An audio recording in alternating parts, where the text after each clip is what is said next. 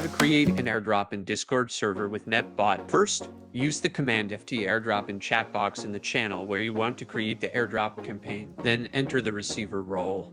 This means only members with certain roles can claim this airdrop. Then specify a token by the token contract address. You can find it here on your Explorer. Following that is the total amount of token for this airdrop and amount per share. Finally, in the duration, enter an integer to determine how many days the airdrop will last. Press enter and you will see a button airdropper with a link that directs to NearWallet to approve the transfer. You need to deposit the total amount of token for this airdrop to the contract before the airdrop goes live. Approve the transaction, and once it's done, go back to the Discord server in the same channel where you use the command. You will see the airdrop campaign is already live. Users can click on the claim button and the link will take you to the NearWallet to claim the airdrop.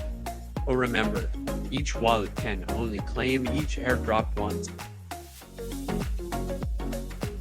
As the server owner, you can always redeem and claim tokens in an airdrop whenever you want.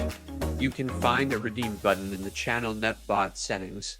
Click on the button and you will get a link to your NearWallet to approve the transaction. Don't forget to use the same wallet to redeem as when you created the airdrop.